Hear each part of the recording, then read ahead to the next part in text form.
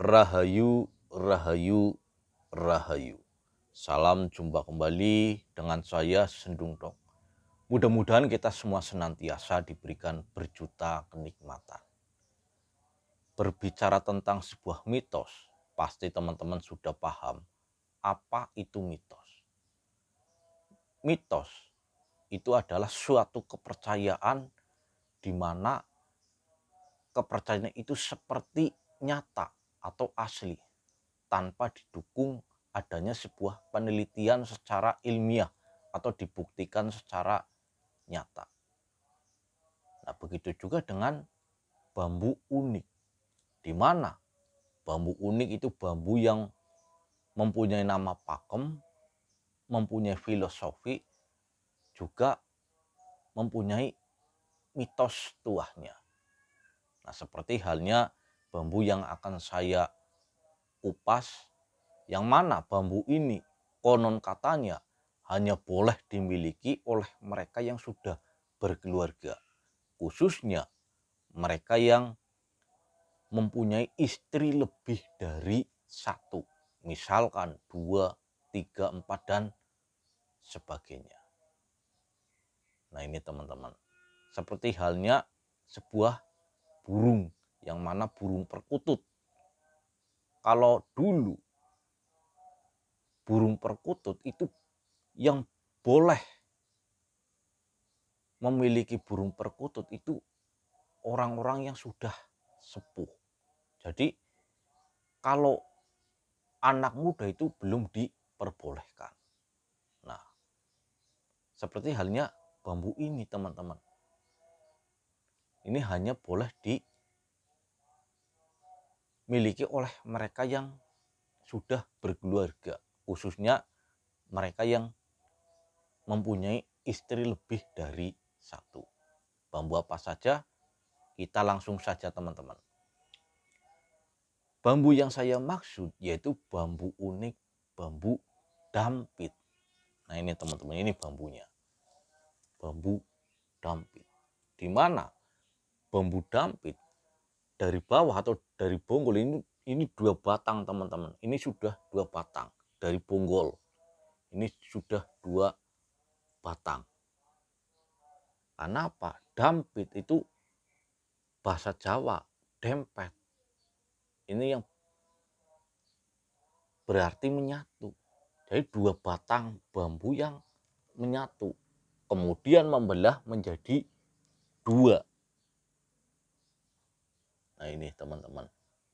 Nah, ini secara mitos tuahnya ini simbol kerukunan, keharmonisan.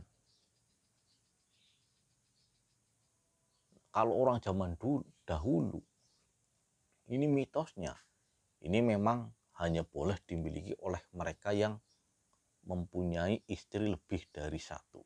Setidaknya dia sudah berkeluarga. Karena dempet. Ini teman-teman, bambu dempet, di mana dari bawah ini 2 batang yang menyatu kemudian membelah menjadi 2. Kenapa ini simbol keharmonisan, kerukunan? Karena karena apa? 2 batang yang menyatu. Seperti halnya manusia.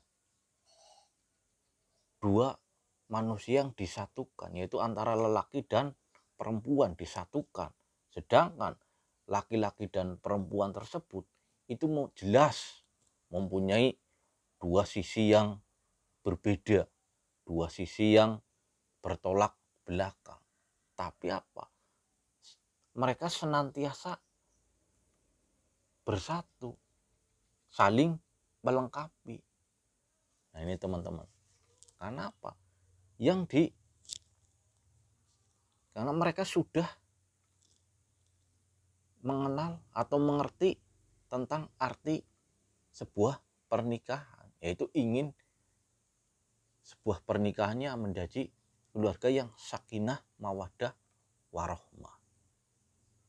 Nah, ini teman-teman, 2 hal yang berbeda tapi disatukan, tetap satu walaupun dua hal yang berbeda, tapi masih dalam satu jalur, satu jalan. Nah, di sini walaupun di sini membelah menjadi dua, tetapi mereka tetap satu tujuan, yaitu keluarga yang sakinah, mawaddah, warohmah. Nah, inilah teman-teman, kenapa bambu dampit ini mitosnya sebagai lambang keharmonisan dan kerukunan. Karena memang dua hal yang berbeda disatukan. Walaupun kemudian membelah menjadi dua, tetapi tetap satu tujuan, satu jalur. Nah, ini teman-teman. Nah, ini kalau orang dulu, ini orang yang boleh memiliki bambu dampit. Nah, ini mereka yang sudah berkeluarga, khususnya mereka yang mempunyai istri lebih dari satu. Karena apa? Agar dalam satu rumah antara istri-istrinya itu rukun, saling menghormati. Nah, ini mitos untuk zaman dahulu. Kalau untuk saya pribadi, keyakinan yang saya pegang saat ini, karena saya melihat dari sisi keunikannya, kelangkaannya. Karena tidak semua bambu itu dempet. Dalam mencarinya pun sangat sulit. Nah, kalau saya jelas melihat dari segi keunikannya, kelangkaannya. Kalau masalah mitos dan lain saya kembalikan kepada pribadi masing-masing. Karena apa? Itu hanya sebuah kepercayaan. Tidak bisa dibuktikan secara nyata. Nah, ini teman-teman. Jadi pelajaran yang kita ambil dari bambu dampit, bahwa segala sesuatu itu kita kembalikan kepada masing-masing. Mau melihat dari segi mitosnya atau dari segi fisiknya. Karena jelas kalau kita lihat dari segi non fisiknya, pasti ada doa-doa penunjangnya agar apa? Agar aktif, agar bisa dimanfaatkan energinya. Nah, kalau dilihat dari fisiknya, ini hanya sebagai koleksi, karena kelangkaannya ribuan batang bambu belum tentu ada bambu unik, khususnya bambu dampit. Nah, ini teman-teman, bambu